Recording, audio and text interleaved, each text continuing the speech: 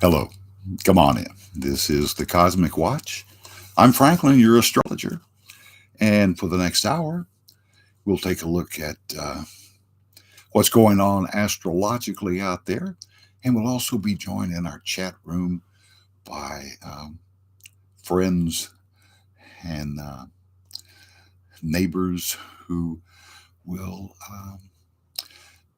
be asking their questions. We'll do readings for them. We'll do tarot card readings for the people in the chat room. And we'll also be looking at those who are born today, what they have to look forward to, astrologically speaking. And also, as always, we invite you to have private readings with the psychics at weforetell.com. You find all the information right there. You can get through to us. And remember to also check out all of the free material that we have right here on YouTube for you, such as the horoscopes, tarot card lessons, and compatibility videos. And we ask you, please, if you like what you see, give us a thumbs up because it really makes a difference. And we do thank you for your support. You're a Sagittarius if you're born today. And this is, by the way, the December the 8th of 2023. And we have just finished a Neptune retrograde. The planet Neptune is so far away from the sun, it takes almost 250 years for Neptune to make an entire orbit around the sun. So when something is moving through, say, Pisces, the way Neptune has been doing for the past 5 months, it takes that long to get through. The occurrences on the outer planets last for years sometimes. And it is, the Mercury retrogrades, which we will kick into another one next week on December 13th through the end of the year. We're going to finish this year the very same way we began 2023 with a Mercury retrograde. The Neptune retrograde that we just came out of, if you'll think back over the past 5 months, there have been so many starts without finishes, plans that had to be abandoned, people who've let you down, bubbles that have been burst. It's just been an unstoppable slide. And now it's over. It ended yesterday. Neptune has finally come back to direct, and we're out of this thing. So everybody is breathing a little easier, and we are not going to have long before we go into the next. Joining us in the chat room first off this evening is Heather. Heather, good to have you along. Nice to have you with us this evening. Would you like to start the night with a question, or do you want me just to see where I think you are at this particular time? It's these Friday night get-togethers where the people in the chat room work together, and they very often do readings for me, and of course they really don't have to, because every time I do a reading for someone, there's always messages for me in there. Heather says, "Are my cats and dog ready to have the gate taken down and be together?" Oh, ho, ho, ho, ho, ho, ho. Oh, now there is a compassionate soul. If you can have love in your heart for both a pet dog and a pet cat, you're a compassionate human being.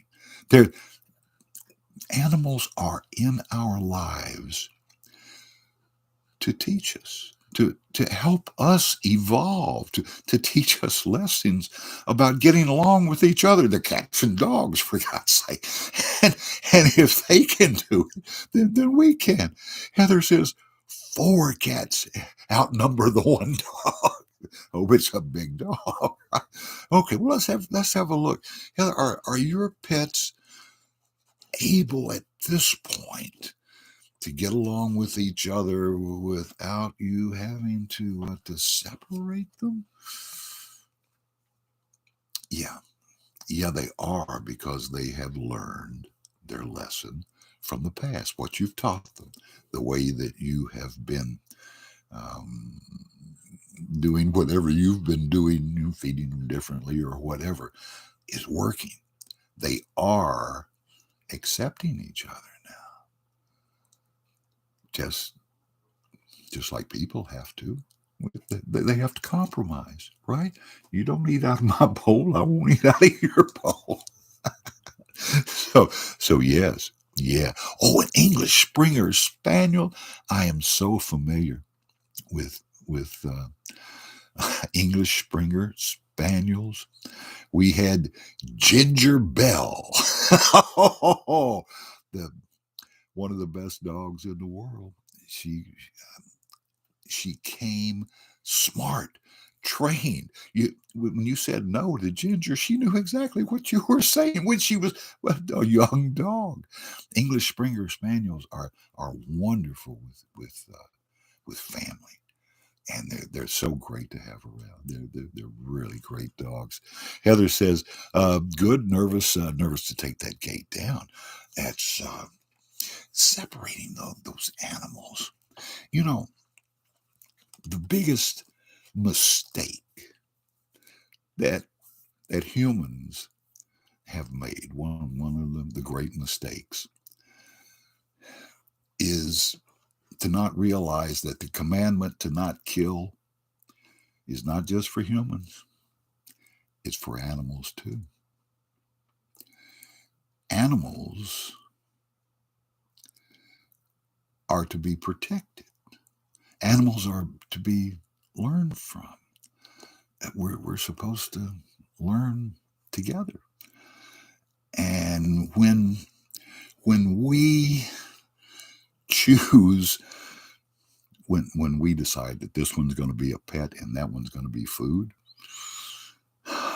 it hurts us. Eating red meat works against your enlightenment. It makes it take longer to get there. And there's also the commandment not to kill, and that covers killing animals to make a sacrifice to God.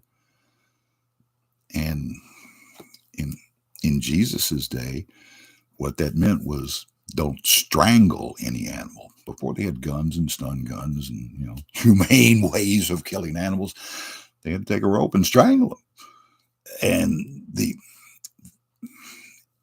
in the original text of the Bible, it says don't do this.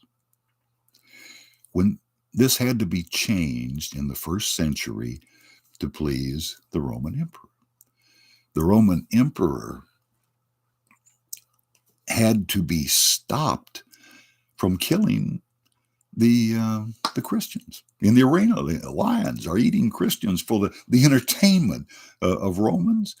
And the emperor, the only way this can be stopped is through the miracle. And what a miracle. The top sinner in the world, the emperor, is converted to Christianity. But not totally. The only way that he will convert is if he is allowed to be a God here on earth. If he is allowed to change the Holy Scriptures to read now, render unto God and unto Caesar. If you can change that,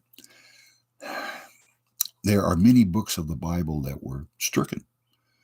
Book of Enoch, the books of Adam and Eve, had to be removed because they contained information such as do not eat red meat, do not kill animals, much less anybody else.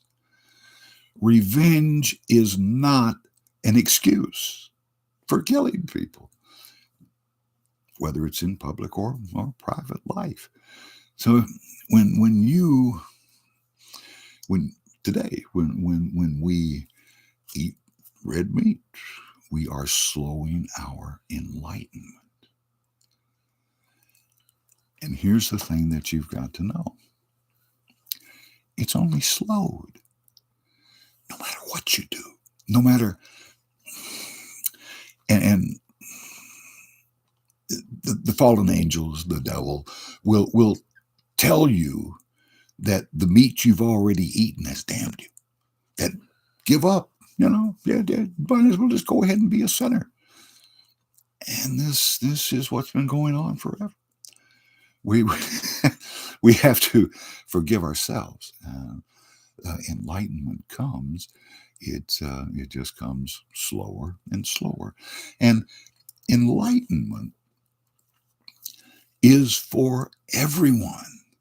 The only way we ever go to God is when we all go together, when we're all enlightened. This is why we have to help each other. Heather says, the dog chases and digs for them in hiding. More nervous about the kitten. Don't think about it being the same animal in that way. I'll tell you, I've seen dogs tamed by giving them a kitten as their thing to look out for. You'll find if the dog has not been really, turned crazy, then it will nurture the kitten as if it were its own. It won't hurt it. Heather says she fits through the gate. Some dogs are too smart for their own good, aren't they? They can, if they can figure out gates, if they can get over walls, stack stuff, and climb up over things. I mean, the animals are thinking. Animals are a part of our life, and the more we can understand them, the better off everybody is. And it's what we sometimes forget. You take for granted. You take for granted the things that are here. Heather says, the kitten, she slides in with him sometimes. Yes. You know what that is very much like? The kitten sliding in with the dog. The spirits of children coming to you or me in our homes as we're relaxing, and just before, say you're in front of the TV, and just before you doze off, you notice something move on the other side of the room. It's the spirit of a child peeking around the corner to see if you're asleep yet, so they can come get in your lap and experience the warmth, the love. When you go to sleep, especially in a chair where you're accessible that way, they come to you and curl up in your lap. The kitten's doing the same thing. The kitten's doing the very same thing. Slides in with him sometimes. Yes. And what we fail to realize is how much love there is in animals. How much like us they are. How much like them we are. And how much God forgives. We try to invent God in our own image, and that means anger, hate, revenge, getting back at people. We put that on God, and that's just not the case. That's not the case at all. This is another one of the great mistakes that is fostered by governments, beginning with the Romans. The only way you can really muster an armed force is to convince your fighters that it's okay to kill, and it's not. It's so. It all goes back to what you've been told, what you believe, what kind of information. It's the same as the food you're putting into your stomach. You are what you eat. You are what you feed your mind to. I was cleaning out a closet, ran into some 50-year-old magazines from 1972, and one of the really big things that you notice in there, other than the car ads, a Volkswagen sold for $2,500, brand new in 1972. The Toyota, $2,200. The Cadillac with everything on it, $5,000. But the other thing that is advertised so blatantly in these is tobacco. This is just before they had to completely take all of tobacco advertising out.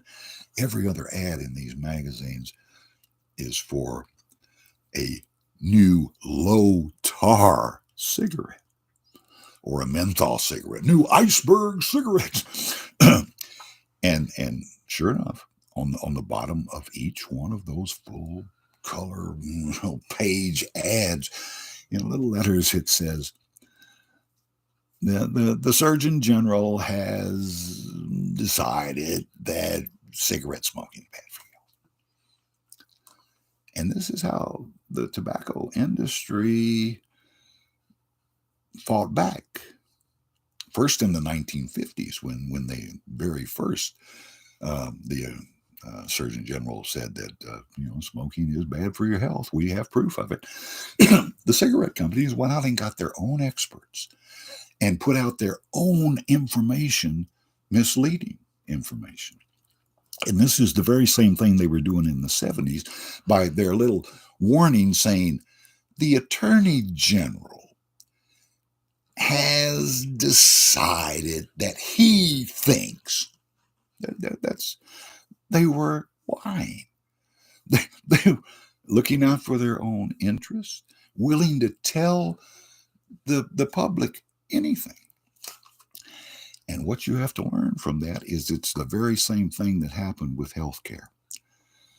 The insurance companies have spent billions of dollars to convince you that healthcare, like the Canadian healthcare system, is terrible. It's rotten. It can't possibly work here.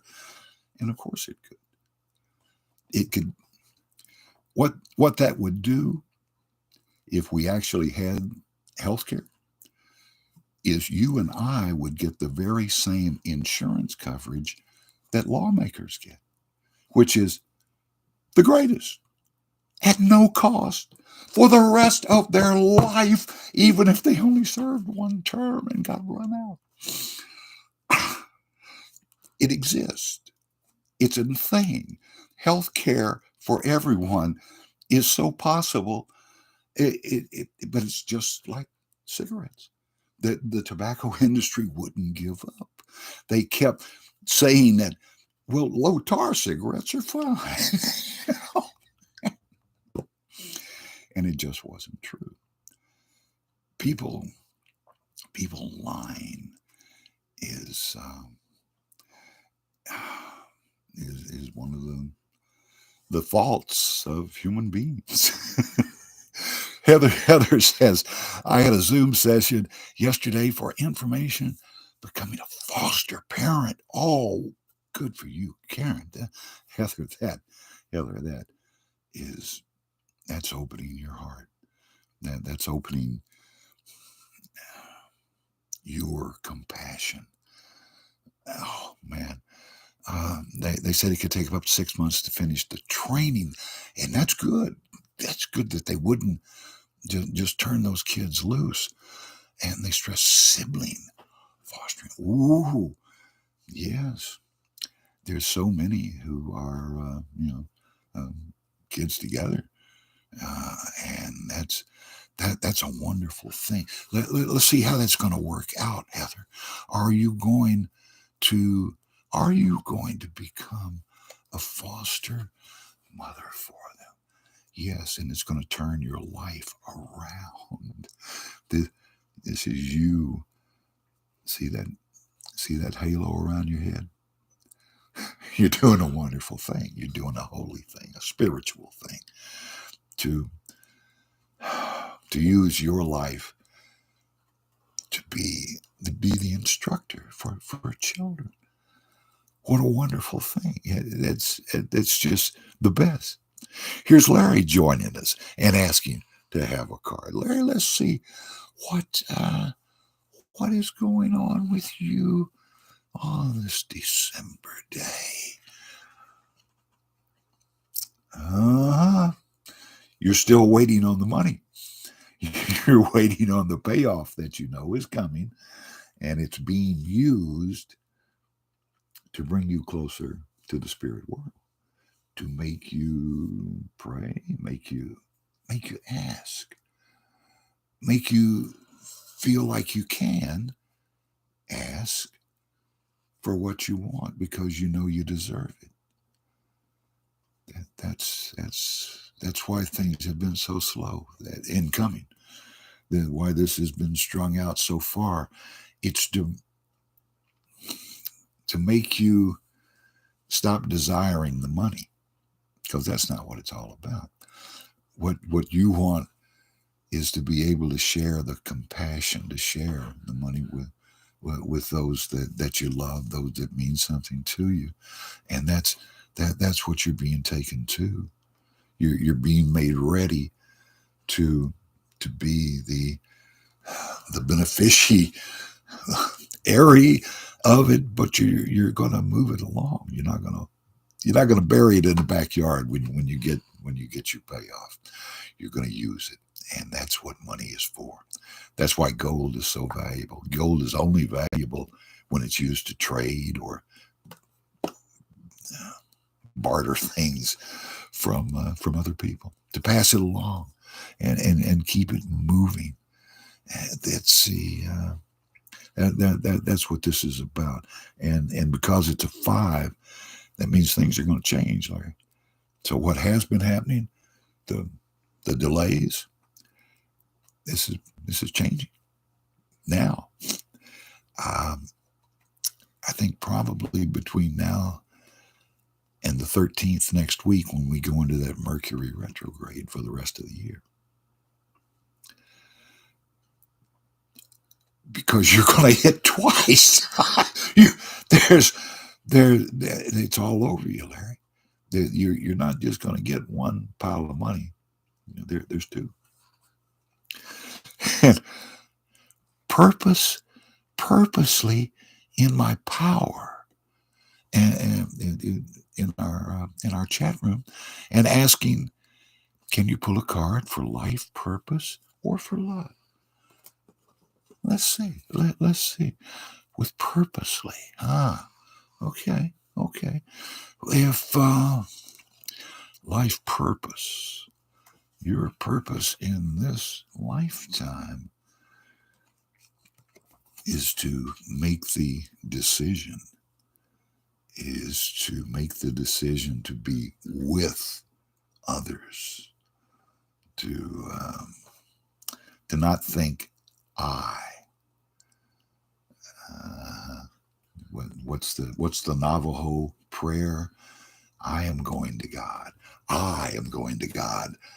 I will not return. The ego is gone. So this is you making the decision to open your life to the rest of the world, to trust enough to let things happen, not try and control, not try to push the river and make it go faster. That's usually how we get in trouble, is trying to make things come into our world too quickly. Um, the angels have no concept of time. When an angel says, things are coming real soon, they can mean in just the next few lifetimes, right? Because there is no time off of the planet Earth. This humans on this planet are the only ones who count minutes and hours in the same way. And when you realize that everything happens in its own time, then you don't have to be forgiven for your past sins. That they don't count. They're gone. You've moved on. Thank you from purposely. And we haven't checked your love life yet. That was the second part of that, wasn't it? All right, now, so where are you now in your love life?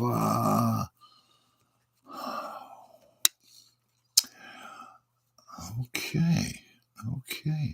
The sun is just coming up now, so that there is someone that's just shown up, that's just made themselves apparent to you. So you're wondering whether to trust this or not, right? So yeah, I think what you've just come across is going to work. Should I bring out my own books?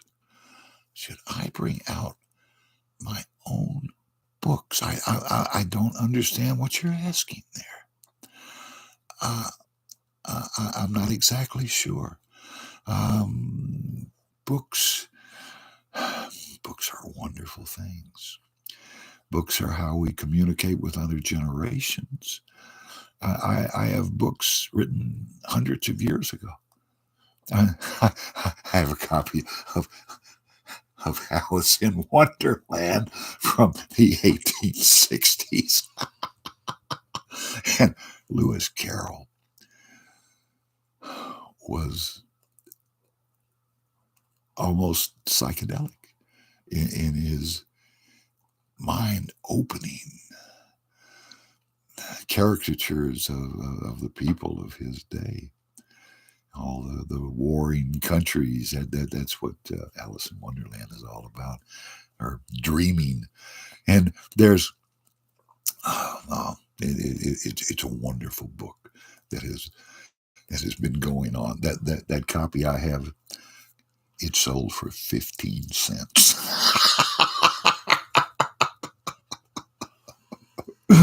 Oh, RF International joining us again this week, saying, hi, have financial literacy books for children. I keep holding back. That's the work of the fallen angels, giving you self-doubt.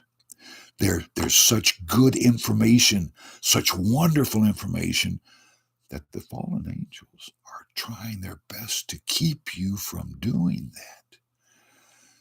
They're trying to put fear in your heart of the feedback that you would get from their parents or whatever, and blaming you. When Charles Darwin wrote his theory of evolution, he waited 10 years to show it to the public because he knew there was going to be blowback. He was going to be called a monkey's uncle. There was no way around it. But he finally did. So, financial literacy books for children. Now that's something that I've never seen covered. People keep that information from children, and of course it's wrong. People, when you mystify money to children, that makes it magical, makes it scary. makes it hard to deal with.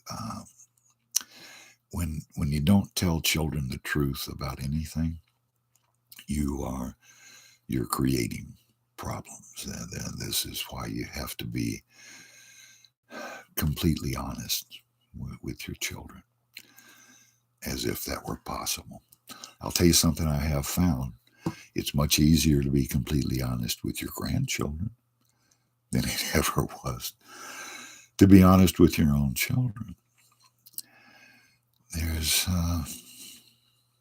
We all do the best we can, but because our children learn so much just by watching us and they imitate us so much, we have to be careful, not of what we show them, right? We feel like we have to disguise what we do, and what you're teaching them is how to be secretive, how to hide things, because you never really hiding things from your children. They know who you are, and they love you for it. They forgive you for your sins.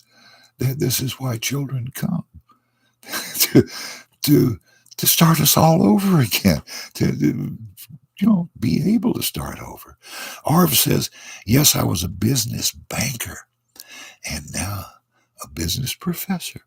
We all need to know finance. I despise debt and lack of knowledge." Yeah.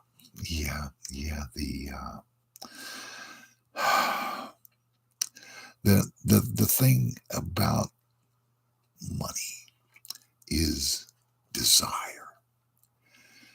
And when you start desiring anything above having compassion for other people, when your desire for material goods is more than your desire to be fair and honest, and you become a sharp dealer, this slows down your enlightenment. When you take advantage of children, the uneducated, the poor, who have no defense, you're hurting yourself. You're slowing down your own enlightenment. And the reason that's so bad is because we all have to become enlightened. It's why we're here. And we all have to help each other, because it doesn't matter that some of us, and I don't include myself in that at all, but some people have attained their enlightenment. And I believe that what those people do, rather when they don't have to come back and be reincarnated to learn more, when they have reached their enlightenment, they become our spirit guides. These are the guides who are in each one of these people in the chat room right now. How on earth could I possibly do readings for people unless their spirit guides were speaking to them through their own voice when they asked the question? My guides hear that. My guides direct my hand to the card. It's just a communication system. Nothing more. This is, I think this is what those who have become enlightened, what they do, because they can't go to God by themselves. We all have to go together. Heather says, "Isn't there a requirement in schools for learning about finances?" My kids are still in elementary. The kids in school today are not learning how to read the hands on a clock. If the clock's not digital, a 10-year-old child doesn't know what time it is. They're also not teaching handwriting or reading cursive writing. The so-called education that's being handed out in schools these days is geared around keeping children as ignorant as some parents are. People not wanting their children to be smarter than they are. People who are still fighting the Civil War, right? Can't get over it, and don't think that anybody who ever won a war, the people you beat, don't think you won. They didn't give up. They're still giving it to you somehow, if nothing else, through what they tell their children about you, and make their children fearful of you. And that is the greatest weapon used by the fallen angels, making us be afraid of each other, giving us fears of each other. That's what holds back the enlightenment of the world. The fallen angels have the same mandate from God as the angels. Push human beings toward their enlightenment. The fallen angels take it a step further and have no boundaries, limits, rules, or regulations. They can lie to you. They can put illusions. Have you ever been driving somewhere and you drove right past the place you intended to go, just as though it had disappeared? It's because the fallen angels put a shiny new thought in front of you. That's all you could see. You can be influenced and not even know that it's happening. So this is why we have so many people who have given up. So many sinners, liars, cheaters, scammers, professional scammers, people who that is their profession.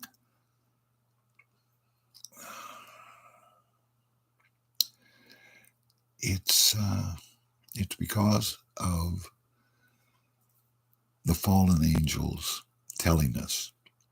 And fallen angels can appear to be an angel. They can take any form. A fallen angel can appear to be pure light, just like an angel. And of course you believe them when they tell you to be frightened of this person. That person's after you. You can't trust that person. The biggest thing the fallen angels tell us is that we have already committed such great sins against God that there is no way we can ever be forgiven. That it's too late. It's over. That ship has sailed, man. Get on out there and enjoy this life, because for all you know, this is going to be your last life. Those are the thoughts that the fallen angels give us. And they cause so much damage, so many problems. The fallen angels are actually pushing you toward death. How can you become enlightened if you don't die? Can't happen. Those who become enlightened in the last second of their life, don't they? You're an accumulation of everything that you know. All the information that's been fed into you is what you are. You are your intellect. And do you realize how many different parts of Buddhism there are? When the Buddha was alive in India, he was at a remote monastery, and he had a group of usually hundreds of monks who gathered on the hillsides and listened to his every word and memorized his every word. And they would later have sessions among themselves giving these recitations. The Buddha in his lifetime said talk to me now. You will not be able to contact me when I'm dead. And whatever you do, never make my teaching into a religion. That's not what it is. So, 100 years after the Buddha died, the monks disperse. They finally leave the monastery and they go into Asia, each going their separate way, each having the oral tradition that they heard within their mind. And that's what they go teach. Zen over here. Across Asia, there is, I don't know how many forms of Buddhism, but they are all about having compassion for our fellow human beings, forgiving our fellow human beings for not being perfect, and realizing that you and I, in this lifetime, do not have to be perfect. What you've done already in your life, it's history. It's written in stone. You can't change it. There's nothing you can do but perhaps be sorry, to apologize to people who need to be apologized to. Religion only works when it's based on compassion. Religion only works when it's free. Anybody who charges you for your religion doesn't know what religion is. Being forgiven by God, knowing that there is nothing that is unforgivable. God is not a vengeful, punishing God who enjoys punishing humans. God, we are created in God's image. God is a spirit. We began as spirits, and we evolved into this human body, which is hollow, so we can have our own spirit in here with God's spirit, what we know as our soul. God is within every human who's ever been on this earth. So to forgive others is to forgive God. To love others is to love God. That's the whole the whole crux of Buddhism. And it is not the religions that have swept the planet in the meantime. Here's a very little known fact. I told you earlier I was reading magazines from back in 1972, and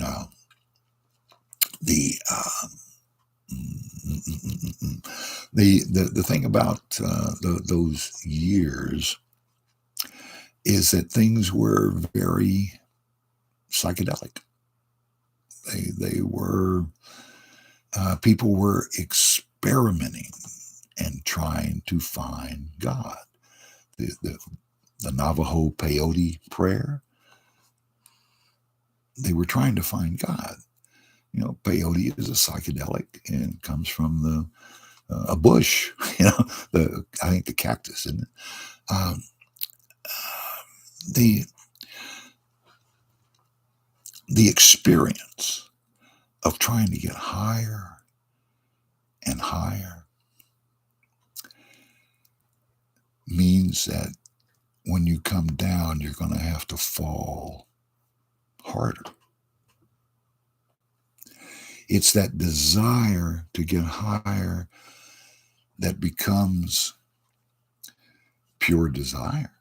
And not having desire is what Suzuki said Zen was all about. Suzuki brought Zen to the Western world, to San Francisco, and changed the world. it's um, it's Buddhism is the cause of the Vietnam War. And that's what I was going to tell you a minute ago when I lost my train of thought. Back in '72, this was one of the really big things that the Vietnam War was still going on, which the Vietnam War was ended in the year 1968. And then it was continued by Richard Nixon for political reasons. There was the secret bombing of Cambodia. The secret bombing of Cambodia. These things took place because in 1954 at the Geneva Convention, it was decided that the French would have control of this country known as Vietnam, and that they had already been trying to, right? I mean, the French were in Hanoi being bombed, right? When the Americans were asked to come in and help. But this is a country, and the French, of course, are Roman Catholic. The country of Vietnam has, for thousands of years, been Buddhist. In 1963, the Police Act of 1963 in Vietnam outlawed the Buddhist church. There was a picture that ran in every newspaper in the world of a Buddhist monk setting himself on fire in the public square. That was because the Catholic Church had been set into place, and the Buddhists were closing their monasteries. The Buddhists who had taken care of the people of Asia for thousands of years without taking any payment, without you having to tithe to the church. So suddenly, when the French found a prince and princess who would turn Catholic for them, they put them in charge and told everybody, well, you're all Catholic now. And by the way, we're going to take 10% of everything that you have. You've got to pay every year into the church. Whereas before, the way the Buddhists operate was they take care of everyone. And they are taken care of by the people. The people don't bring money to church. They bring food to the Buddhist priest. So they can do their 24/7 work of working for God, helping everyone who needs it, seeing no difference between any two people. And this was suddenly outlawed.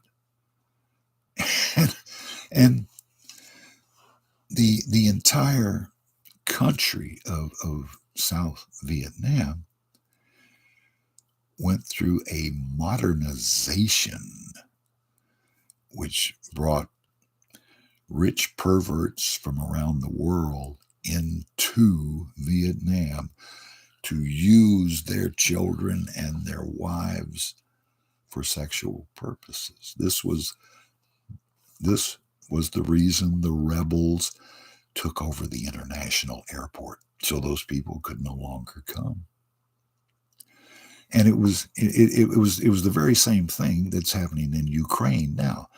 Workers revolted, and they got this done, and then it turns into a war, and suddenly just as we are now arming the Ukraine, the farmers in Vietnam were suddenly armed by communist China and Russia and through Mongolia. And they suddenly had modern weapons. And then they're farmers living in grass huts. And now they're able to shoot down helicopters. This is what escalated the war. And what really started the war to begin with is that when France asked America for help in reopening the international airport, America, in its own heavy-handed way, sent 300,000 troops to do that. 300,000 troops who were then a target for the Tet Offensive. If they hadn't have been there would have been no war. It was really over religion, over one group of people trying to lord it over another group of people, thinking that they're better, they know better, we know better than you. This is why we have so many problems in the world today between men and women and young and old, because they see each other making mistakes and they think they can't take care of themselves. A man has to make a decision for the woman because she's so fickle. She's able to change her mind. Mm-hmm. The old and young see each other making mistake after mistake. What they don't see is each other learning from those mistakes. All they see is you're doing wrong. I'm going to try and change you. I'm going to take over for you. The young put the old in a nursing home, take their power of attorney, right? The old suppress teenagers. They don't give them their own way because they're just not smart enough. They're going to make mistakes. This is the way the fallen angels create fear between us, to separate us, to keep us apart. The only way the world works is if we all work together for the common good. And the fallen angels do everything they can to keep that from happening. They give us fear of each other. They make us believe legends and myths from hundreds, thousands of years ago. People are still fighting wars that happened 500 years ago. Right here, today, on this planet. And think in their mind that they're doing the right thing because they've been told by a fallen angel disguised as a real angel that they are such a particularly extraordinary human being that they receive special dispensation that they can do anything, cheat other people, lie to other people for their own good. And isn't that government all over, doing it to you for your own good? Well, that comes directly from the fallen angels. And understanding that is the only defense. Understanding that, first off and foremost, God is not mad at you. God does not hold a grudge against you. You can always pay for your sins. You can always start over. That's the great lesson of reincarnation. This is not your only chance. And of course, the fallen angels make you believe that. They want you to believe that this is it. This is when the fallen angels created temptation. They were sent to the earth to prepare the earth for human beings, to give us all these trials, these tests, these crosses to bear. That's what they're here for. That's what they attempted to do with Adam and Eve, right? Came to them in a different form, lied to them, tried to make them jealous. they use our passions against us. This is why that what they're doing is okay, because they're special and they have to do what they do in order to follow their fated life here in this lifetime. And it's just not true. You're the only one to find out your own fate in this lifetime, and you can only do it by living it. It's your life. You live it. Enjoy it. Live it in such a way it makes you happy. Don't live your life for the opinions of other people, because public opinion changes every day. It seems that way. Public opinion changes so sharply and so completely, and public opinion has no memory, and because of that, no mercy. There is no mercy in public opinion. Once you've slipped, boy, they pile on. I mean, people that don't know you, people who you don't know, are piling on you about whatever it is that they think that you've done that's wrong. That is unfortunately all the time that we have for tonight. And I would like to say thank you tonight. And remember to hit the thumbs up button to show your support.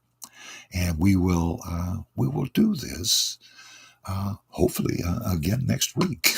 I'm Franklin. I'm your astrologer, and I'll be back next Friday, same time, same place.